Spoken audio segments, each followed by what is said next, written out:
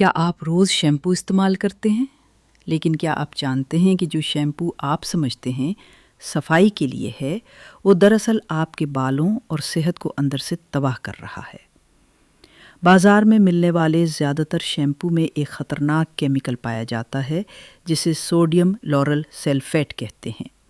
یہ کیمیکل بالوں کی جڑوں میں موجود قدرتی تیل کو ختم کر دیتا ہے۔ نتیجہ، بال کمزور، بے جان اور جھڑنے لگتے ہیں۔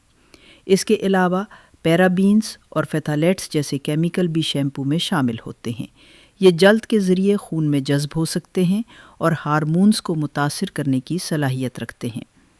بچوں اور حاملہ خواتین کے لیے یہ خطرہ اور بھی زیادہ سنگین ہے، کیونکہ ان کا مدافعتی نظام ان کیمیکلز کا مقابلہ کم کر پاتا ہے۔ تو پھر کیا کریں؟ شیمپو خریدتے وقت لیبل ضرور پڑھیں۔